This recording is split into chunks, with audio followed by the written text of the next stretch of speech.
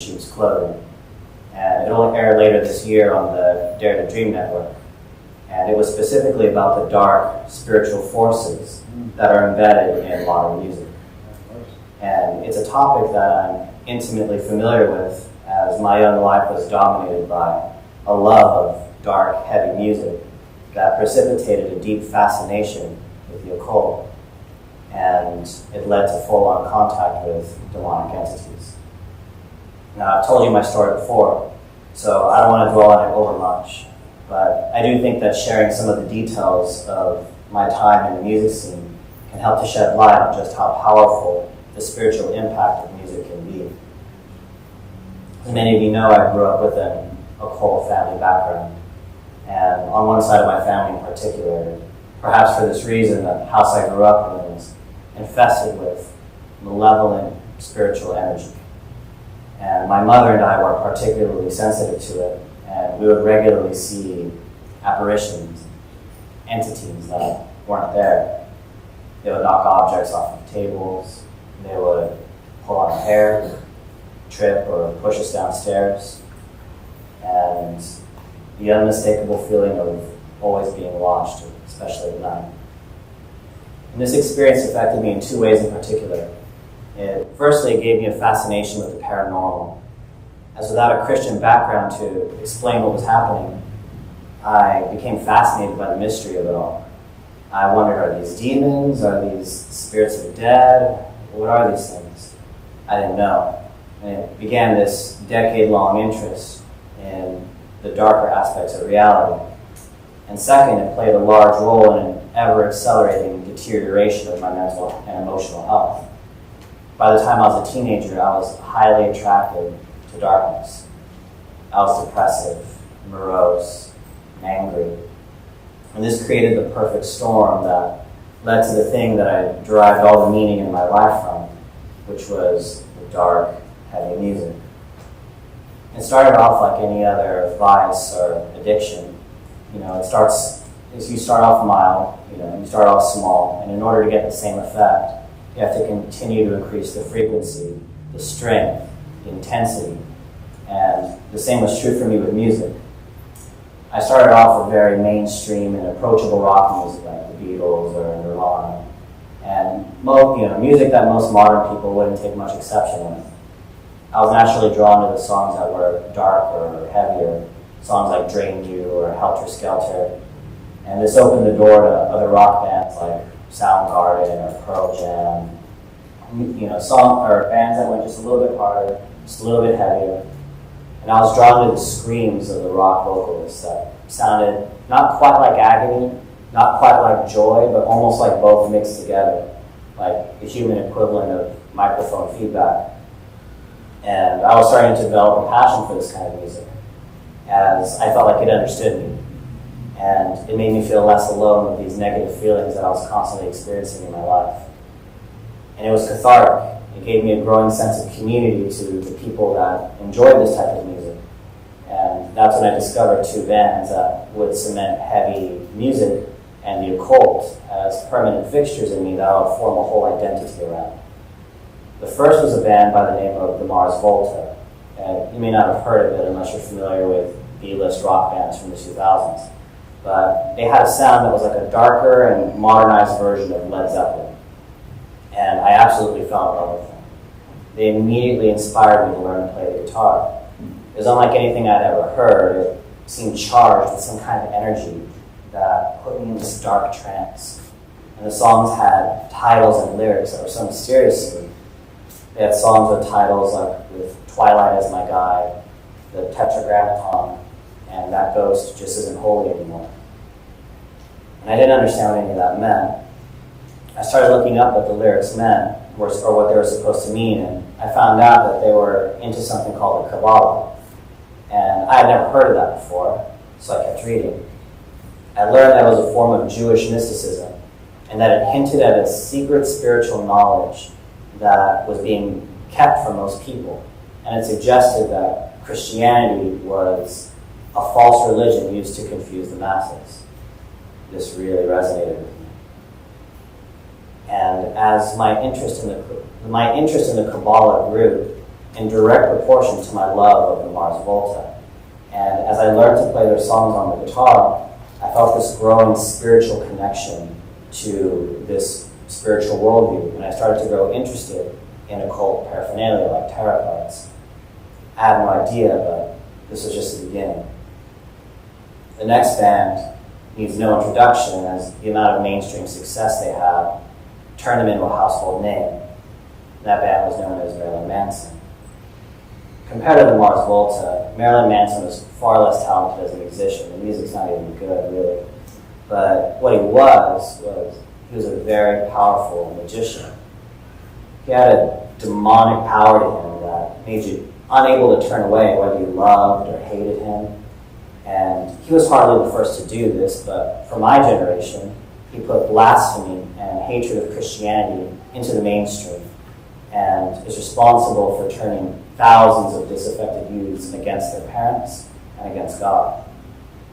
And at this, he was a master, and I absolutely hated that. I mimicked his anti-Christian talking points from his interviews. I copied his Gothic style of dress, and I formed a friend circle of people who also listened to him. And by this point, I was hooked. My best friend, who also idolized Manson, learned all his songs on the guitar, and that's when we first got the idea that maybe we should form a band. We called our band The Tyranny. It was an overtly satanic name, and it was referring to what we called the Jewish God and his tyrannical government. We started practicing in each other's bedrooms and garages, searching for our sound, but nothing really clicked. I decided to search for more music that was even darker, heavier, push the boundaries even further. And that's when I found another band that would open up this whole other world to me. The band called Cradle of Filth. It's quite a name, huh? This band opened me up to a genre of music that I'd never heard of before called black metal. And this music was like nothing else I'd ever heard before. It was even more blasphemous than Marilyn Manson. It was like a sonic wall of discordant sound. It's guitars that sounded like chainsaws sawing through timber, and fast, thunderous drums that sounded like being caught in the middle of a storm, and these tormented vocals that sounded like a shrieking banshee. And after listening to all this, I felt I finally found our sound. At this time, not a lot of people made music like this in San Antonio. It wasn't very common. And so whenever we started to perform this music, it really quickly took off. It struck a chord with some people. And when we performed, it was charged with this dark spiritual energy. And the crowd would erupt in violent pushing and shoving and brawling in the middle of the mosh pit. And we'd be egging them on. It's like we were possessed, and we were transferring that onto the crowd, and they became possessed. It felt like a pagan ritual, because it was a pagan ritual. I was unknowingly mimicking a pagan act of worship that goes back thousands of years. It's extremely seductive, and it's only by the grace of God that I eventually walked away from it all. Amen. Now, it may have appeared that it started innocently enough with groups like the Beatles or Nirvana, but that couldn't really be further from the truth. It's widely known, in fact, that the lead singer of Nirvana, Kurt Cobain, ended up taking his own life. Back when he was at the height of his popularity, every earthly delight at his fingertips. And he reminded me of my friend who I was in the band with, who also took his own life when we were at the height of our popularity. So on the surface, those bands may seem entirely different and largely inoffensive compared to openly blasphemous metal bands that wear evil on their sleeve, but when you understand the shared mystical heritage that this music comes from, it becomes exceedingly clear that my progression down the stairway to hell was no accident. Blasphemy and worship of Satan is a natural and inevitable conclusion of popular music. It's designed to do that. The engineers who produce this type of music and finance it are keenly aware of this, and are the same small group of people, and their influence spans across genres from rock to metal to pop to hip-hop, R&B. They know you aren't born listening to demonic music. No child in a state of innocence would ever be drawn to loud, discordant notes and screaming vocals, hypnotic melodies. But it's a taste that's cultivated and acquired over time that starts with more mass-appealing and palatable music and progresses to more violent, more extreme, more overtly evil music. And the music shapes you.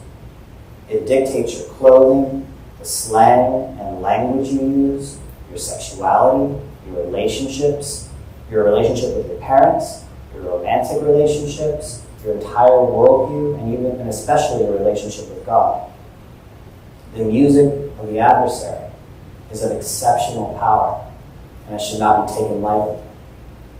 Now, could it be that I'm exaggerating because of my personal experience with this type of music? I mean, most kids don't get into music that satanic, right? Well, to answer that, we first need to recognize that all popular music comes from the same exact place. Metal, rock, hip-hop, R&B, pop, they're all derivative of the same genre, the same family of music. They all come from the blues. Now, where does the blues come from? That's quite a question. And to answer that, you have to go back hundreds of years and over 5,000 miles east to the west coast of Africa. And to say that American music is rooted in Africa is almost a cliche, but to trace the root of it is a revelation. It's a root that goes so deep that some of our most common terms associated with music, are from African languages that haven't been spoken on this continent in close to 2 centuries. Words like mojo is a Kikongo word for soul. Boogie is another Kikongan word for devilishly good. And juke is a Mandekan word for bad. So a jukebox is a device that plays bad music by bad people. Even the idea of being cool comes from Yorubaland, a geographic region in Nigeria and Togo, and it's a spiritual character trait that combines the ideas of beauty and correctness. It's being in alignment with the spirit. It's being generous, but also discreet, exhibiting grace under pressure, realizing your creative spark so that your appearance and your actions assume almost a royal power. This is mystic coolness. And this concept that blues and jazz exemplify was birthed in Africa. And out there in Congo, Doheny, Yorubaland, was a mature culture. They didn't go the way of monotheism, but had, like India, kept its polytheistic pantheon, and is rooted in the great mother religions. They shared with the Hopi, with the ancient Irish and Welsh, and all the Druid peoples, the Chinese, the Egyptians, the mother symbol of the serpent, which symbolized to them peace, power, and mystic coolness. It's true. They also shared with a great many pagan religions that the idea that religious worship was a bodily celebration, a dance of the entire community. To meditate and to worship was to dance. Hence, in this culture, the drum is so sacred as an instrument that some are built for display. They're too holy to even touch. There's no instrument more significant to West African culture and religion, and they have rhythms that are so astonishingly complex that our Western musical notation is far too crude rhythmically to account for them and to express. And so, spurred by the holy drums, deep in the meditation of the dance, one is literally entered by a god or goddess. And we as Christians, we're tempted to call this possession, but that might not be the perfect word for it. It's perhaps channeling is the better word for it, as it's a sort of flowing through. One flows through the other as you enter into a creative union with these spirits. And the body itself becomes a sacred crossroads between the spirit world and the earth. The deities that intersect with and speak through humans in this way are known as Vodun in Africa. And from Vodun comes the word we know today as voodoo. And it is to voodoo that we must look for the roots of our music. Now, you might wonder how an obscure pagan practice from 5,000 plus miles away could have infiltrated so thoroughly into Western culture.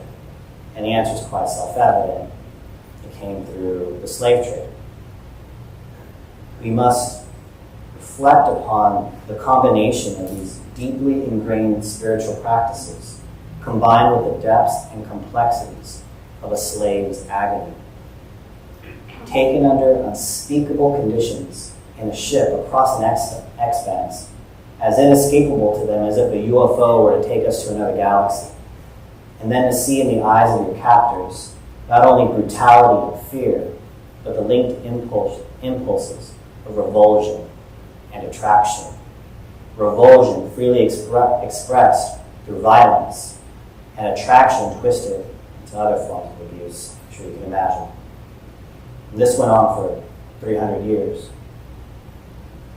Lord, you made the night too long, Louis Armstrong once sang. And he expressed his feeling through music that had come through that night. The slaves kept their music, and by keeping their music, they kept their vodun. At least they did it in a place you might have heard of, a place called New Orleans. You may not know this, but drums were actually made illegal in virtually all of North America. And slaves were not permitted to gather in groups, except in New Orleans. And the slave traders were aware of the spiritual importance that the drums had to the pagan Africans, and they outlawed this everywhere, except in New Orleans. And the reason for that is because New Orleans was controlled by the French, and then the Spanish, then the French again, then the Americans, and then it had such a large slave and freed slave population that the laws were very liberal there. And the slaves were allowed to congregate once a week in the center of the city in a place called Congo Square. And by congregating, they developed a legitimate slave culture. Here, they cast away beliefs that separated them and reinforced the beliefs that united them. And they started to form a uniquely New World version of the African musical worship of the vodou into something distinct that we know of today as voodoo. Since New Orleans was under Catholic, French, and Spanish control for so long, they were able to disguise their voodoo as Catholicism. They didn't worship the vodou, they worshiped the saints.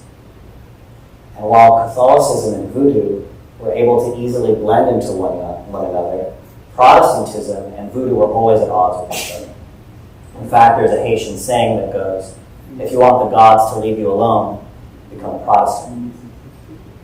It was the only city where this really could have taken place, as it was the only Catholic majority city in North America. And in this way, the practices and the culture were allowed to proliferate and disguise under the guise of Catholic worship of the saints. And the slave gatherings in Congo Square were a very exciting thing for white spectators. It was strange, exotic, captivating. The slaves would form a circle, and in the middle of the circle would be a drummer who would drum on a strong barrel with 2 sticks, and in strange rhythms never heard before in the West. And under inspiration of possession, he would drum without fatigue for hours, while participants took turns channeling their gongs, their vodun, and they would engage in sometimes violent and sometimes sensual dance to an audience of breathless spectators. Does that sound familiar? This is the birthplace of a culture and a music that would leave its mark on the entire world. These musical voodoo performances in Congo Square in New Orleans would continue until well after the Civil War, until the first Jim Crow laws in 1875 forbade African Americans from congregating in public parks. 10 years later, the brass bands of New Orleans would start to play music that no one had ever heard before, creating sounds that had never been heard before. After the slaves had been freed and they began to integrate into larger American society, they took their spirituality and their music with them. It began to blend deeper with American flavors of Christianity, as well as European instruments and American musical forms, to create the first great wave of American music. The more socially acceptable, light-complexioned, and financially well-off Creole musicians, many of them came from free people of color, not from slaves. They tended to play their instruments correctly, to read music, and to play for white functions. But the poorer, slave-rooted African Americans played a different style of music. They played their Western instruments with the spiritual power and percussive force of African music. The blues was everything pagan that had been lost, distilled into a sound where it could be found again. One man with a guitar could play the blues, and his entire tradition would become alive in his playing. Louis Delisle, Big Eye Nelson, considered the first man in New Orleans to play a hot clarinet. He said, "The blues ain't no first blues.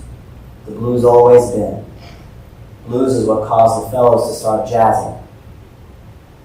And this was the fruit of the 100 years cohesion of New Orleans pagan African culture.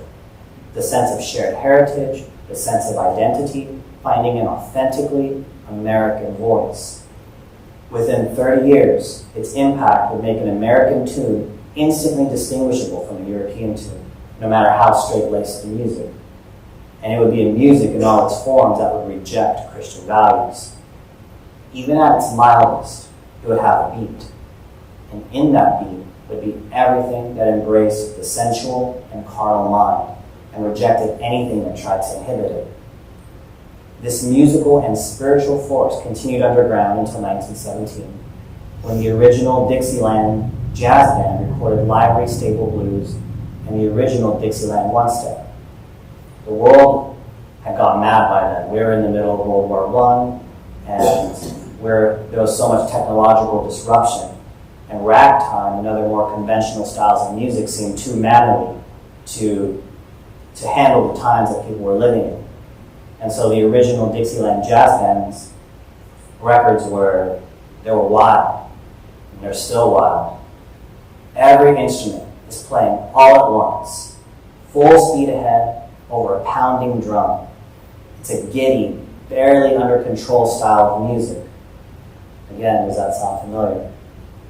Their records sold in the millions. The Jazz Age had begun.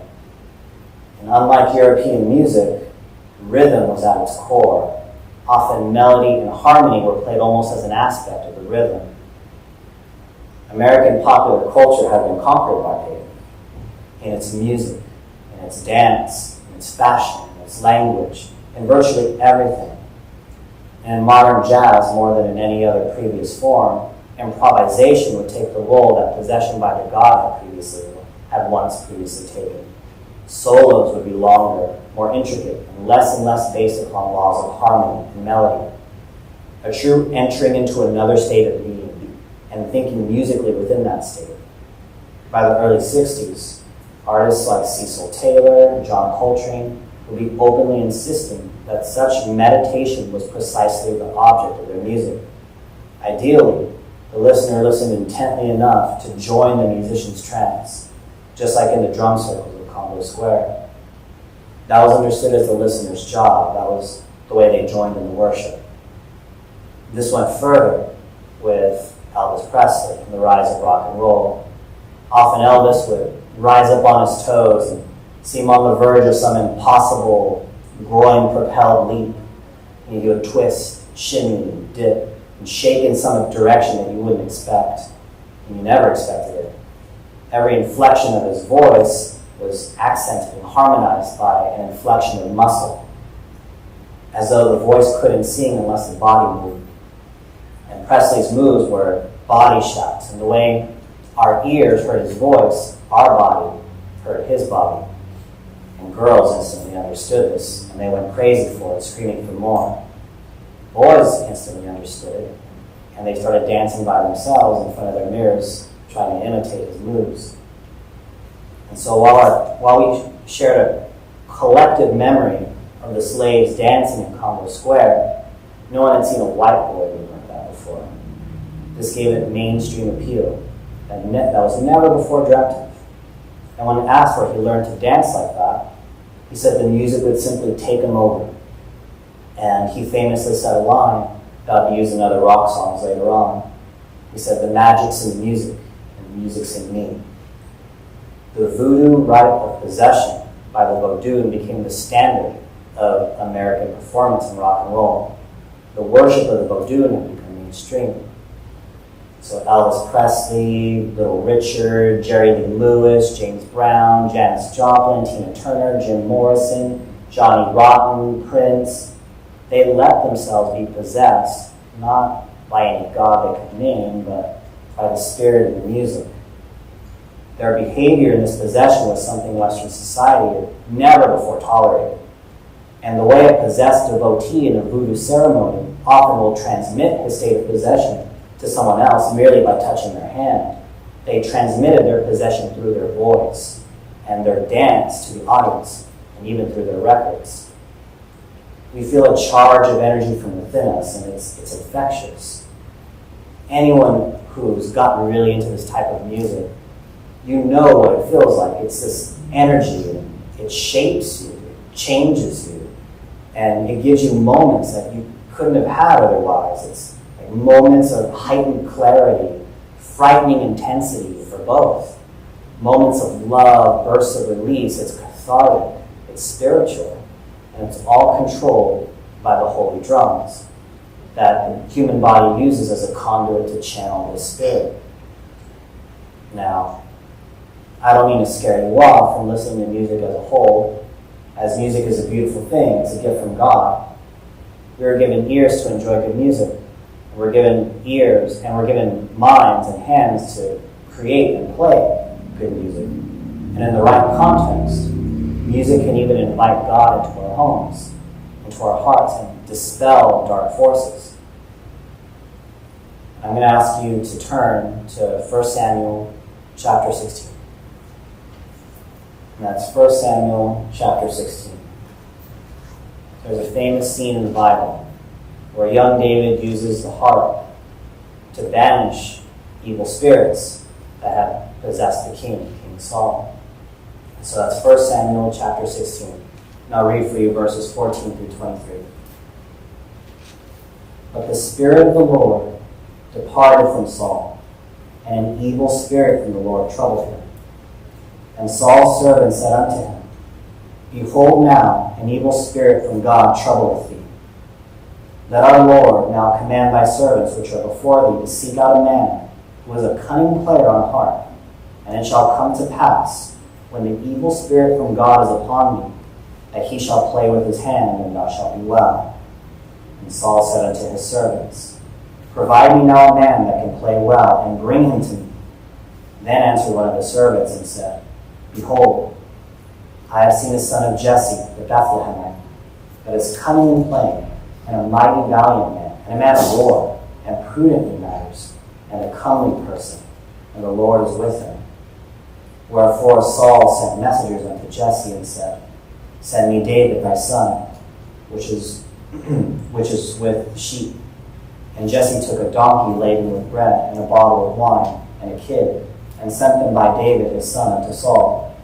And David came to Saul, and stood before him, and he loved him greatly. And he became his armor-bearer. And Saul sent to Jesse, saying, Let David, I pray thee, stand before me, for he hath found favor in thy sight. And it came to pass, when the evil spirit from God was upon Saul, that David took a harp, and played with his hand. So Saul was refreshed, and was well, and the evil spirit departed from him. So music doesn't just have satanic power, but also godly power. Amen. Imagine using the power of music in such a righteous way, harnessing its strength to banish demons and weaken Satan's influence. We want to listen to and play music that is orderly, uplifting, harmonious, and glorifies God and his powers of creation. In so doing, we could harness the same spiritual powers that David did when he lifted the evil spirits from the king. We should shun music that glorifies death, darkness, ugliness, sorrow, disharmony, distortion, sex, and violence, for this is the music of the adversary. And I tell you this because all of our popular music shares the same satanic heritage, whether it's jazz, rock, R&B, hip-hop, electronica. It all shares the same spiritual root that we can trace all the way back to Yoruba land, where the serpent is on it. I'm telling you this because you need to know. You need to know where this stuff comes from. You need to know where the music you may still be listening to, that your kids or grandkids may still be listening to. You need to know where that comes from so you'll be convicted to turn it all off. And it's not by accident. This isn't by accident that all modern music is promoting raucous fornication, homosexuality, gang violence, devil worship, materialism, and all manner of carnality. It didn't just organically develop. That's not what happened. This was masterminded and engineered by the great adversary, and it has its roots in Haitian and West African voodoo. That's why it's so spellbinding. That's why it's infused with such supernatural power and strength. And that's why it's so hypnotic and enjoyable to listen to. It was orchestrated by the greatest musician ever created, Lucifer himself. And think of your children. This music is infused with supernatural, demonic strength. And left on their own, your children will be absolutely swallowed up by it. They'll be helpless. If God is not at the forefront of your home and at the forefront of their lives, if you're not doing your job as a parent and guiding them, then they'll be completely consumed by the satanic culture that popular music promotes. It's up to you to protect them. It's up to us to turn from temptation and lead by example. And so if there's anyone here today who feels convicted to reject modern music, to reject the music of the adversary, and to deny Satan access to us through his music, I invite you to please stand with me and join me in prayer.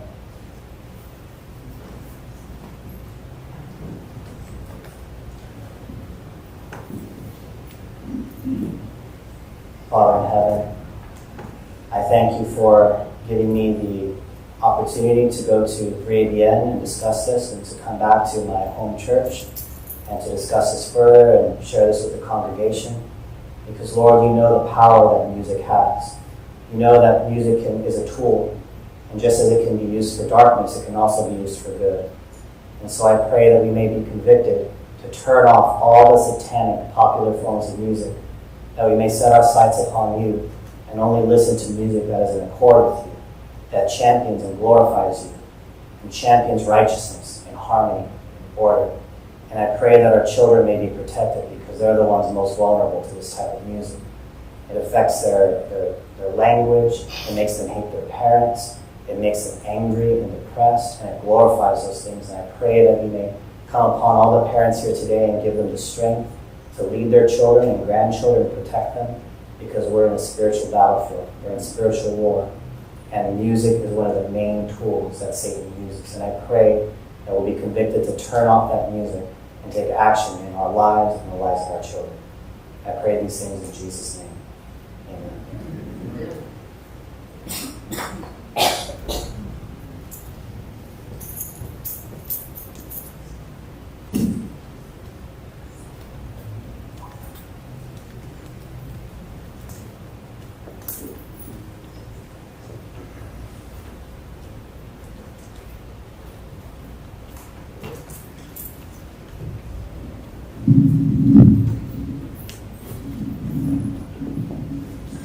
Our closing hymn this morning is hymn number 309, I Surrender All.